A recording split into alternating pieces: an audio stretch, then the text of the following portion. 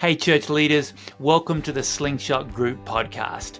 I'm your host, Tim Foote, CEO of Slingshot Group, where we build remarkable teams and healthy culture through staffing and coaching. For today's conversation, I'm joined by Nancy Beach and Samantha Beach Kiley. Many of you know of Nancy and her work in leadership at one of the world's most influential churches for many years, Willow Creek Community Church. You've heard about the great ministry that they have been a part of over the years and also some of the painful parts of their story. It's really fascinating to dig into some of that in this conversation, but also to see the dynamic between Nancy and her daughter, Samantha. Samantha is a creative theatre background, now teaching pastor at a local church called Church on Morgan in Raleigh. They both bring such a unique perspective that's also found in their recent book they authored together called Next Sunday. It's all about the future of the church. Nancy and Samantha are not only amazing ministry leaders, they're friends. And I can't wait for you to hear all that we dug into and leaned into this conversation. Let's jump right in. Well, Nancy and Samantha, welcome to the Slingshot Group podcast. Thank you. Thanks for having us. It's great to have you both on, and this is special for me for many reasons, but the first being this is personal. I mean, you neither of you feel like guests on this podcast. You feel like dear friends and family, and the personal connection goes way back. Nancy, for us, it's over 20 years now, would you believe? Wow. But then in my former life as an arts leader, you were so influential to me and so many of us leaders. And you have both been to the church in Tasmania and I think ministered there, where my grandfather was the pastor many years ago and my parents met. And Wow. so that's a cool little thing cool little tidbit there. And Nancy, you're known for your groundbreaking ministry to more fully unleash the arts in the local church, to promote women in leadership. You've made a huge difference. For over 20 years, you served as a programming director at Willow Creek Community Church, also as teaching pastor, and were part of the Willow Creek Association. And now you serve as a leadership coach with us at Slingshot Group, all to help individuals and teams flourish in life and ministry. And one of the greatest joys I have at Slingshot is to be surrounded by such incredible leaders who are passionate about helping churches build remarkable teams. And Nancy, you are one of those remarkable leaders who we get to partner with. Samantha, you are a remarkable leader. And this conversation is extra special because we have both of you, mother and daughter.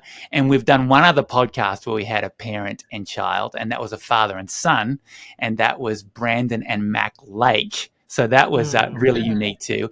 And Samantha, you're the associate pastor at Church on Morgan in Raleigh, have served in the arts and creative ministry as well, and came to ministry as a theatre maker. I remember hearing all the stories that your mum would tell about what you were doing in the theatre world. And your plays have been produced in professional and educational settings. Your acting experience includes theatre, voiceover, television. I've seen your writing and performing. It is amazing. But I want to do something a little bit different. I've done my little intro, but I would love you to do a little bit of an intro of each other, because that's going to be unique too. And so, Nancy, I'll start with you and ask you to intro Samantha. Oh my gosh. Well, you wonder sometimes, well, all parents wonder how their children will find their way in the world and what contribution they will make. And I am as surprised and honestly initially rather hesitant as anyone when she made that shift from theater to church work. A part of me, because I've seen the highs and lows of ministry, wanted to protect her and say, just volunteer, you don't necessarily have to work for a church. But I've been delighted to watch. She is right where she's supposed to be. And I get to hear her preach. She preaches once a month at her church. I get to see her creativity. And what you didn't mention that I'm most delighted by right now is the fact that she became a mom about 18 months ago with my first and up to this point only grandchild, little Eloise. And so we are having way too much fun with that little girl. So Samantha is a tremendous friend. Everybody would tell you that. She loves people with such a fierce kind of love. Her husband, Will, is one of my favorite people now as well. And they are both extroverts raising a definite little extrovert. So it's really, really fun to watch. Can't wait to see what comes of all of that. Yes. Yes. So, Yes. Samantha, how about you and Nancy? Yes. Well, you shared a bit about her many accomplishments, so I'll give you some behind the scenes intel.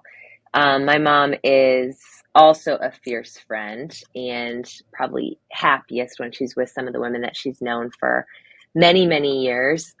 She loves the arts.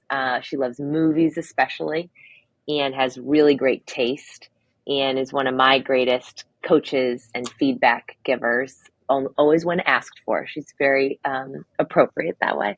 But she loves a People magazine too. That might surprise some people, but she stays up. She's relevant.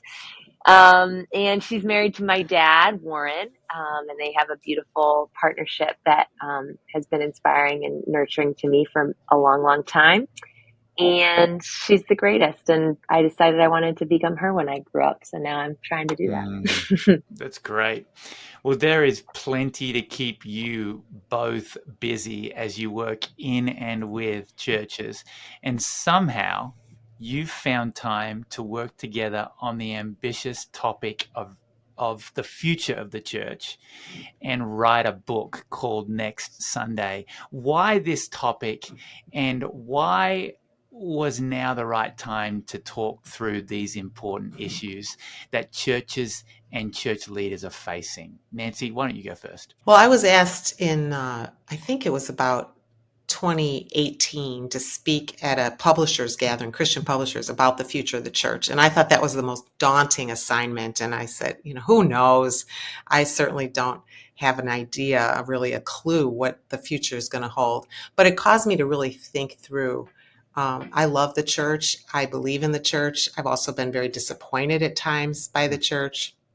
But I think we are at a major crossroads. And then when COVID happened, it just threw everything upside down for most church leaders. And you know that all too well, Tim.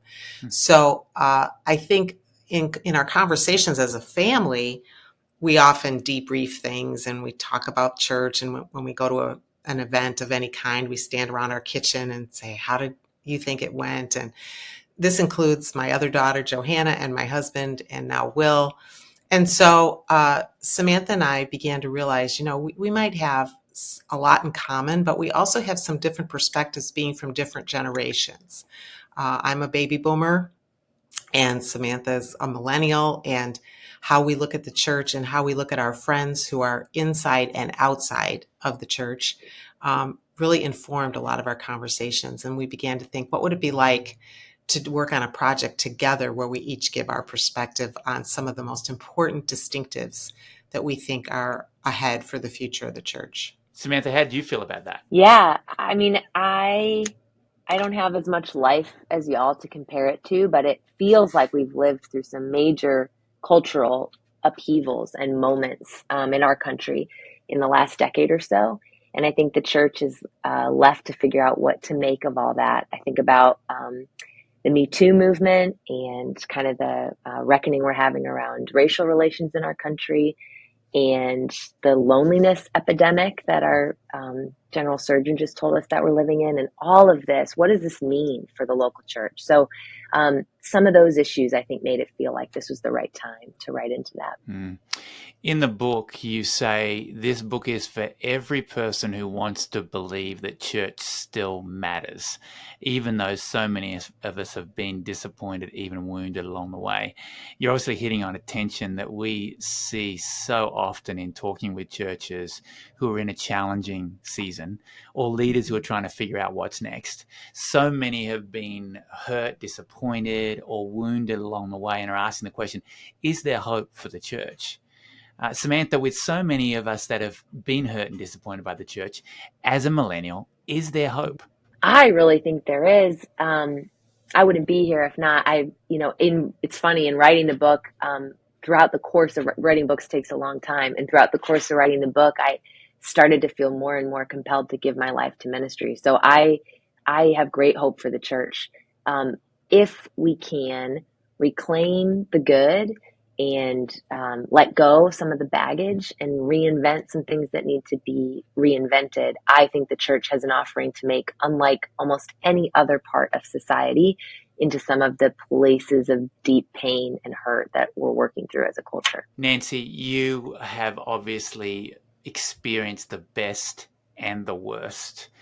You've ministered at probably one of the most influential churches in the world, and have also been through a lot of disappointment associated with that church.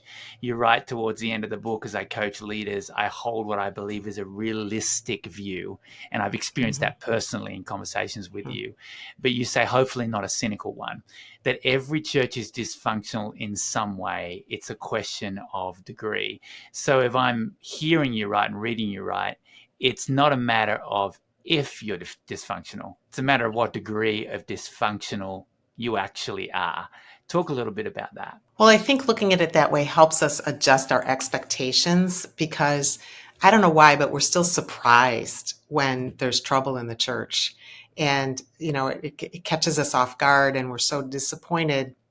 And I think we have to remember that the church is composed of human beings, sinners like me and others, and we're not going to get it right all of the time. But I still believe with all my heart that it's God's plan A for bringing the world back to himself. I think, there have been many times in my own journey where I've looked up to heaven and said, what was your plan B? Because this one is not working too well. But I still sense that God is saying, this is my bride. He calls the church the bride. And every one of us can make a contribution to making that bride more beautiful and healthy and radiant. Or we can get negative and cynical and just say, forget it. Years ago, Dan Kimball, a great pastor, wrote a book called They Like Jesus, But Not the Church. And I think there's a lot of people who say, Jesus is great and I want to follow him, but I want to give up on this institution called the church. And I obviously that's an option, but I believe we can find our way together to a vibrant, healthy, loving kind of culture within each and every church. And even though they're all dysfunctional, as I said, in some way, we can look at those things straight on and say, okay, how can we make it better? How can we each do our part to show up and say, I am not going to give up on this.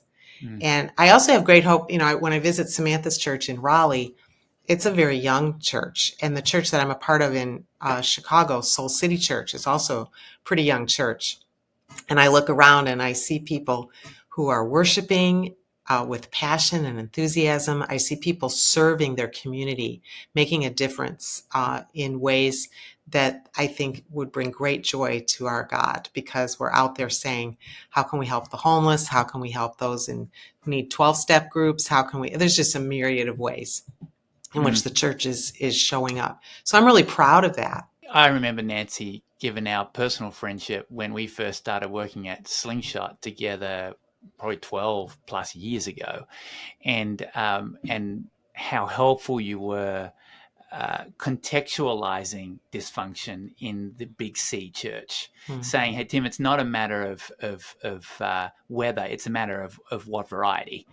And we talk a lot at Slingshot about discerning or determining the difference between dysfunction, because every organization has it, and toxicity.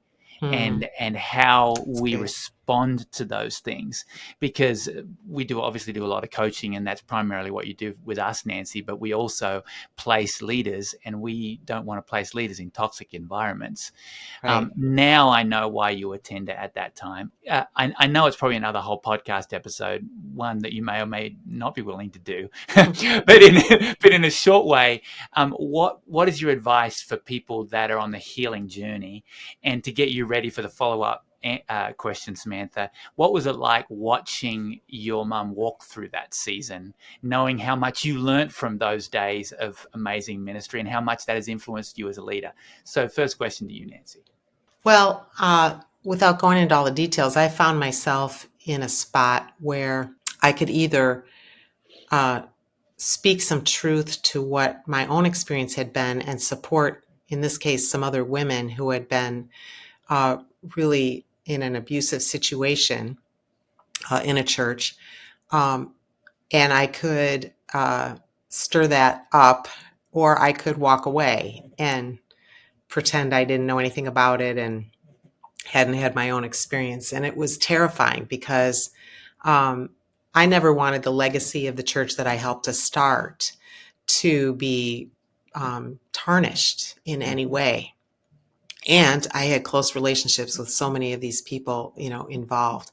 So it was an extremely painful situation to go to the elders and try to bring some light to some darkness that had taken place, and then eventually to open up to the press as well, and to say the elders have said that this is a closed investigation, but we believe that there's still cleanup to be done, and lament that needs to happen, and forgiveness and reconciliation, hopefully somewhere down the road. So it was excruciating. And I've been asked a few times, how did you not just leave the church at that point? How did you hang in there with the local church? I'm reminded when Jesus asked one of his disciples, are you going to leave me too? And he said, where else should we go? And that was very much my experience. I thought, in spite of this pain, I also believe this is the place where I'm going to find healing and renewal and forgiveness for my part that I need forgiveness for, and ultimately joy again. Eventually, we'll get back to that joyful place. And so that's what I hoped for, and still hope for in the local church. But I'm very aware that there's people who have had way deeper church pain than I've had, and we can't oversimplify and say it's all going to be fine. It's a real hard road for many people to find their way back. And some folks, like I say, have been deeply, deeply wounded beyond what I experienced. But I now, it's been 5 years since it became public, and I'm now in a place where I say I can see the progress, I can see the healing. I've had my hope restored in the last 5 years. Thanks for sharing that. Samantha? It was very hard and painful to watch unfold.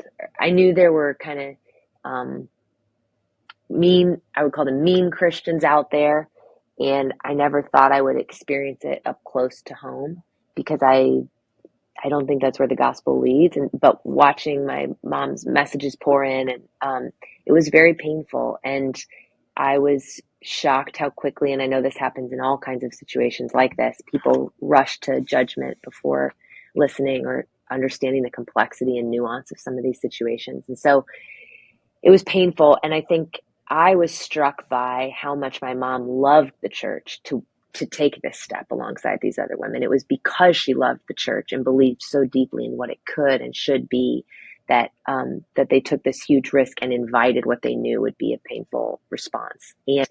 And so that, I think, deeply impacted me.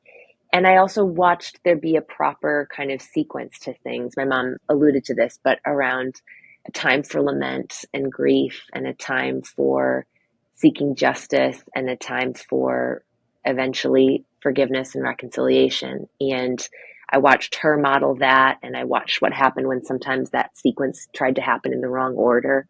I think the church at large can learn from that as we grieve some of the wrongs of our past.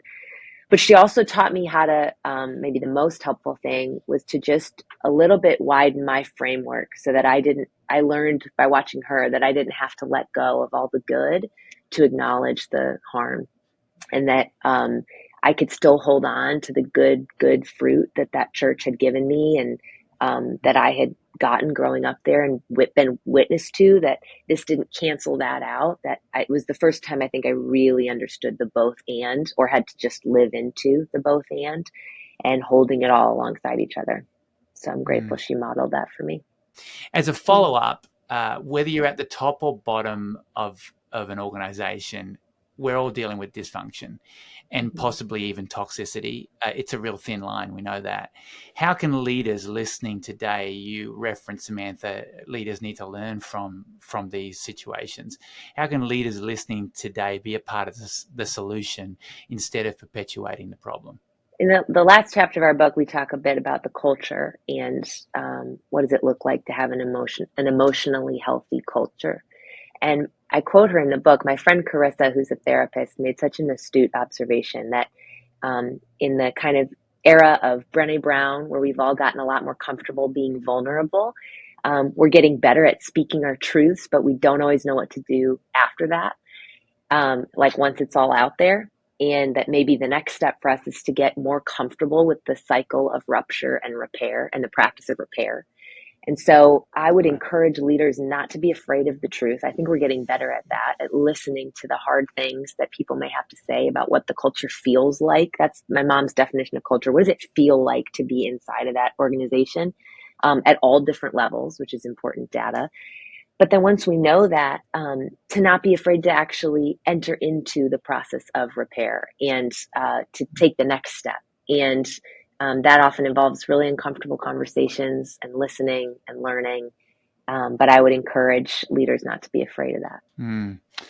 That's what's wonderful about this conversation with the two of you, is how much you love the church and believe in the church. We did a podcast episode recently. Brian Taylor from our team did an interview with Natalie Runyon, who authored Raised to Stay. Similar conversation about overcoming church hurt. But the other unique thing about your book is the two different perspectives from different generations. Nancy, how can we get leaders to pay attention to the full scope and wisdom gained from this multi-generational collaboration, rather than what we see so often, a pitting against each other, and us versus them or then versus now debate? Yes, there is such a beauty when we can sit at a table and have a wide range of not just age. Age is one thing, but hopefully both genders, and also racially, and just socioeconomically, and even in terms of faith experience. When you get a mixture of people, there's so much we can learn from one another, and we can kind of grow in our ability to empathize, which means to kind of walk around in the shoes or the world of another person, instead of being so narcissistic and focused only on our own point of view. I see in churches that are multi-generational this beauty of the wisdom of experience that some of the older people have. That's a really beautiful thing that we should cherish and treasure, mixed with the enthusiasm and the creativity and the reinventing that's going on with some of the younger generation. And when you fuse those things, there's kind of a balancing that happens. That's a really beautiful, beautiful thing. One thing I've noticed about this younger generation, and I would include the millennials and those that follow them, in my experience, I don't know if there's a study about this, but in my experience, there is a humility about them and an openness to learning that I feel as a baby boomer we did not have when we were in our 20s and 30s. I remember thinking my parents' generation knows nothing about churches and how to build them.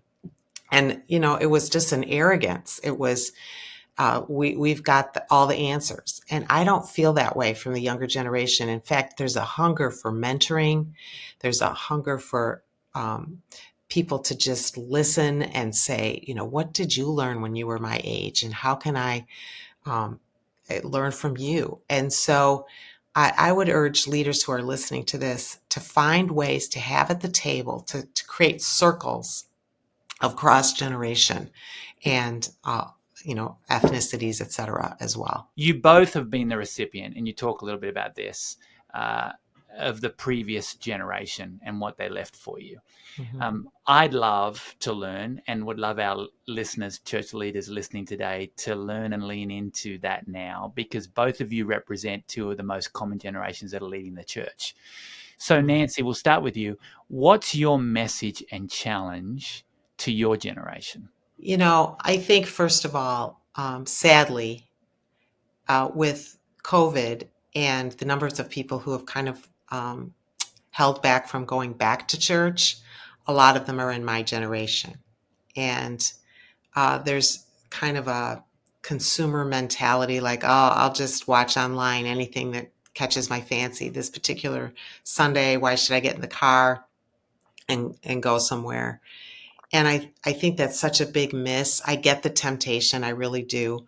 But I feel like when I make the effort and show up, there's something fundamentally different about being in the room, again, in my church with people of all different kinds, and singing a song and catching each other's eyes, and enjoying moments of prayer together and taking the sacrament together, learning together. There's something really beautiful about that. So I guess there's many things, but one thing I would say to boomers is, please don't think that it makes no difference whether your presence is there or not. It really does matter. Samantha, in her former church when she lived in Austin, there was a couple about my age, and I just love this couple. And one of the things that they committed to do was to show up early. Of course, they're empty nesters because they're older. And they would show up early, and they would, every Sunday, their commitment was just, we're going to wander around and see if we see anybody who looks new, who looks lost, or looks, like it's their first time or whatever. And they'll go up to that person and welcome them. And, I love that. It's going to church, whether it's Sunday or during the week. It's going there, asking the question, how can I contribute? Not what can I get out of it? And I think for boomers, we've tilted way too far in the what's in it for me kind of thing. And we can't abdicate, in my view, the opportunity we have to hand a baton to the next generations and say, let's share. We want to tell you a little bit what we've learned doing it the wrong way, from our mistakes, what we've learned and what we can celebrate about good things that God's shown us. But let's not abandon the church now just because it's inconvenient. Nancy, I want to add on something really quickly to your response there, a follow-up question. You do amazing coaching work with boomer senior leaders that are working out how to reach the next generation. What would your advice be to boomer lead pastors listening today as to the main things they need to be thinking about as they lead in their possibly fourth quarter? First of all, I think many of them, me included, are having trouble admitting that it's the fourth quarter. So, it's time to say, what does this season look like in ministry? And for me, it's how can I kind of choose to remove myself from the center and to be a support behind what God wants to do in the next generation. And that takes a little bit of quelching our ego and sort of recognizing it's their turn now. That I feel that very strongly. And listening is a huge part of it, not assuming that I have the answers, but asking really great questions and then shut up and listen and see what their perspective is. Another piece would just be encouragement. I look at the season of life Samantha's in now with a young child, and both she and her husband working. And I faintly remember how hard it was to feel like there is no margin in your life, like you can hardly breathe. And people my age can step in and help. I just want to help, not only my own daughter, but others in the church. I just want to say, how can I let you know that you will make it through this? And that you're not going to feel like you're doing anything really well right now, but that's okay. And how can I just take some of the burden? And I think if our generation can look at it that way, it's an act of love that says, you know what, we had our turn. Now it's yours, and we want to make the burden just a little bit lighter. Yeah. Thank you, Nancy, because we know there are church leaders listening today that are having those kinds of days that we've all had where it feels like we're not going to make it through.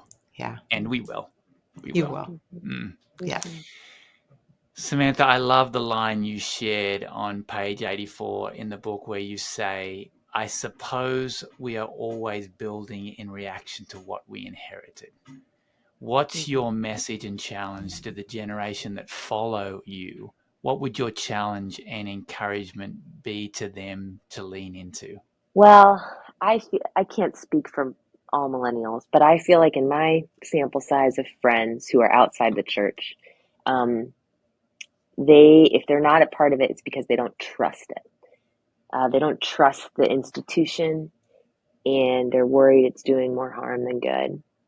And I get where they're coming from, and I think I'm seeing my generation try to um, usher in a time of lament and reckoning um, around some of the ways that the church has failed. And at the same time, my hope for the next generation and for what's left of my time in ministry is that we would make church beautiful again, that we would not only live in the land of lament, though that's appropriate at times, and apology and grief, but that we'd actually come to re-enchant people with the beauty of what it is that we do when we gather together. And that would be my hope for the people who will follow me, that the church might become a thing of beauty again. And I do think creativity and the arts are a way to build back trust, as we bravely name the kind of huge issues that we're staring at and the mysteries that we're swimming inside of. I think there's no better way through that than through our poets, who are often our prophets. And so that would be my encouragement to those who will come behind us. And, I think my generation has ushered in some healthy critique. I hope that those who will come after us will turn that spirit of critique into one of commitment, that their best who says this? I think Richard Rohr, the best criticism of the bad is the practice of the better. So that we actually wouldn't be people who just from the outside tear things apart and live in cynicism, but who get in the game and just try to make it better. And that our critique is actually just us making it the church we dream it can be. We often talk internally at Slingshot, Nancy would know this, about the concerning trend that so many leaders are dumping out of ministry or quitting ministry right now, and how we, as we partner with churches, need to tell a more beautiful story about what it means to serve in the local church and on the front lines. The people who are listening today are the heroes on the front lines of ministry. Samantha, what you're doing right now, you're one of the heroes on the front lines of ministry, and we need to tell that beautiful story. I loved what you allude to in the book about the fact that we need to notice and discern the things that have us swimming upstream and stop doing those things. What are some obvious things we need to stop doing? I think we need to stop acting like, and I don't know that this is true of churches everywhere. I can only speak of my own context here, but I think we need to stop acting like the whole church rides on the shoulders of the very small staff that's here, and trusting that we have a tremendously talented and gifted congregation waiting to get in the game. And so I long to see churches continue to create dynamic volunteer opportunities that make use of all the skills that the people in our seats bring to the table, and also make the ownership of the church feel more like theirs. I know we are all wanting to dismantle the celebrity culture, and I think that's going to happen through sharing the ownership more broadly with all the people who call our church home. So that's just one that comes to mind. Nancy? I can't help but think that what we need to stop doing is perpetuating this divisiveness that right now is hurting church communities everywhere. I want to say we've got to find our way to dialogue instead of divisiveness. We've got to find our way to saying we can agree to disagree on some things, and to label people one way or another based on how they vote or how they feel about a certain issue, and write them off and say, well, I can't fellowship with them because they don't see the world the way I see it. I think this is going to have huge damaging effects on the church going forward if we don't turn this around. And I'm very, very concerned about it. And I see the tendency in myself to want to put people in certain boxes and decide who do I align with and who do I not not like, who is not in my group. And this is incredibly unhealthy and not at all the love. Jesus said the way the world would know we belong to him was how we love each other. And frankly, these days, we're not doing a very good job in a lot of places and a lot of pockets of loving one another through differences. And I have great concern about this. And I'm trying to make sure I first look in the mirror at myself and times when I fall to this. And then secondly, try to be a part of creating this kind of beautiful community that Samantha's describing, which is one that can agree to disagree. Nancy, you talk in the book about the importance of community on your team and the importance of team. I have seen that personally about how important that has been to you over the years.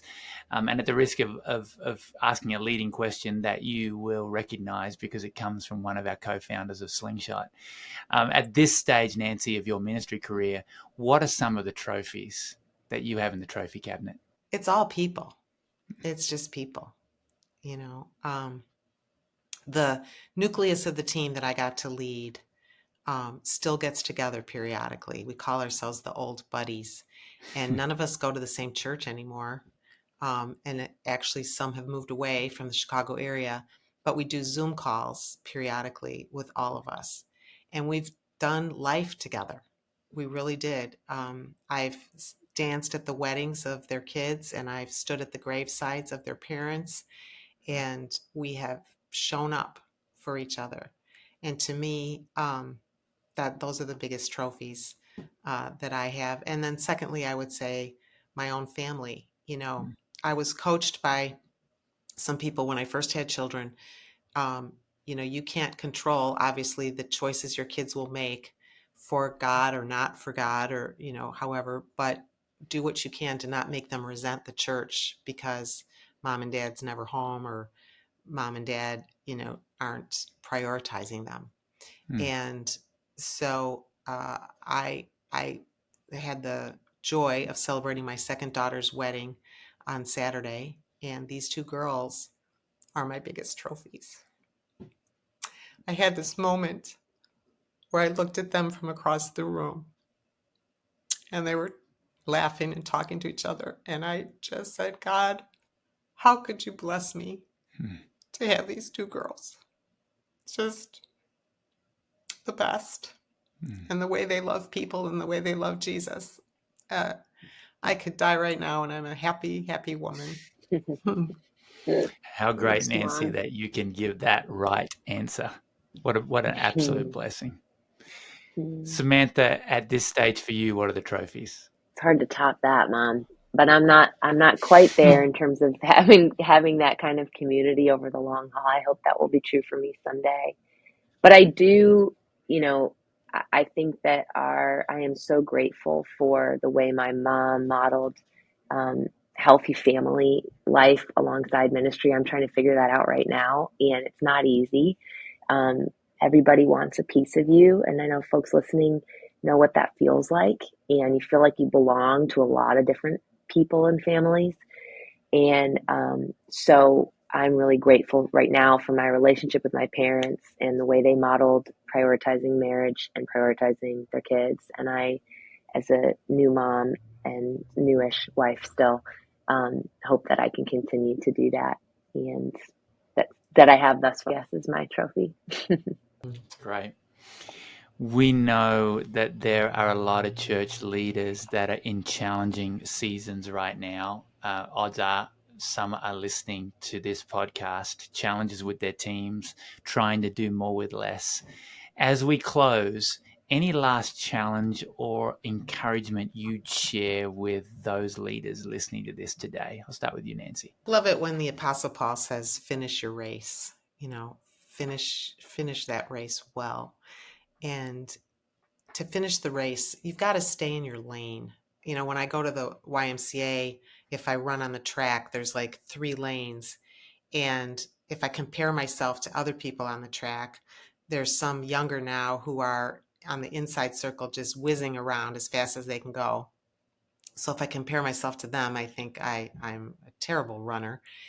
And then there's a group of people who come from the local home for disabled adults, and they are in a different track, and they are just moseying down the track, and if I would compare myself to them, of course I would think I'm an Olympic athlete. And I think what God would say is, don't compare yourself to anybody else. Get in your lane and finish the race that I called you to do. It's a different race than, what your race is, Tim, and what Samantha's race is. I have a race to run, and I challenge leaders to just get in that lane and keep your eyes. The Bible says, fix your eyes on Jesus. He's down at the finish line. He's waiting for you. And quit comparing yourself and just move forward every day. Show up. Ministry is very daily. It's every day saying, how can I move the ball down the field just a little bit? How can I maybe invest and have a good conversation with somebody? How can I have an idea maybe for next Sunday? But it's very daily. And in the immediate moment, you don't really see a lot of progress. It's when you pull it back much later, and now I can look back with a different view and say, wow, it all added up to something, over time. And I also want to say, and I don't mean to sound like Pollyanna or anything, but when I look at it, I say, you have the greatest job in the world. I mean, you may not feel that way most days, but you do, because who gets to do something that counts for all of eternity with the best hours of their day? Who else gets to build into people and ideas and laugh with teammates and just keep showing up, trying to make the bride of Christ more beautiful? It's a great job. It's a great job.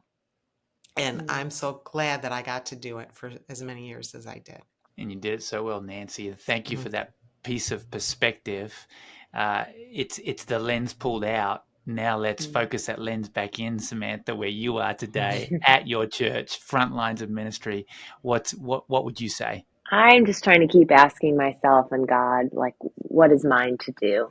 I think there are endless opportunities, and you can get pulled in a lot of different directions, and it feels like we should show up on every single online platform and have a million different programs. And I think that's at least when my energy starts to fray, when I feel like I can't do any of these well. And so the people I'm reading or I'm trying to learn from are pretty clear on what's theirs to do and what's theirs not. I also think we're in a world where you can feel like you have to comment on everything, and it can be exhausting. And so I would encourage leaders to just stay close to that question and discerning from God, with God, what is mine to do, given my unique gifts and skill sets, my perspective, my team, what is the offering we have to make? And I think that may lead us to, so this company has a great logo, fewer, better things. And I think that would be okay, that we feel like we do a little bit less, but the things we're doing, we do really well. And we create opportunities for a hurting and lonely world to, all people really want, I think, when they come through our doors, is to remember that they're loved. And if we can meet them with presence and warmth, and create opportunities to remind them of that, then I think, then, like my mom said, what a privilege to be part of that. Sounds like perspective and focus. And I know that the two of you are big students of the Enneagram. I've learned a lot about the Enneagram from you, Nancy. And that question, Samantha, what's mine to do? That's for an Enneagram too, because it's all mine to do. Yeah. The world is mine to save. I'm an Enneagram too, right? Yeah. So Totally. Thank you for that reminder. This conversation was as rich, if not richer, than I expected it to be, knowing the two of you. Thank you so much. And thankfully, as you remind us in the book, the river flows despite us. But what an amazing honor to get to be a part of this flowing river that is the local church. Thank you for Nancy, for how you affect the continued health of the Big C Church in the work that you do. And Samantha, for all that you're creating and how you're serving on a local level that's impacting in ways more than you will know. Thank you both for being on the podcast today. Thanks, Tim. Thanks for having us. Thank you, Tim. What an insightful conversation. It's profound to me that Nancy would say at this point in her career, looking back over the highs and lows, that this should be the best job in the world. And it should be. for that reminder from Samantha to be aware of what's ours to carry, what's ours to focus on. The fact that it's a beautiful thing to serve on the front lines of ministry in the local church, to prioritize health. So many things to take away from that conversation. If you enjoyed it, please share with another leader. Leave a review on Apple Podcasts. Subscribe if you haven't already. Thanks again for listening today. And as always, stay curious and reach for the remarkable.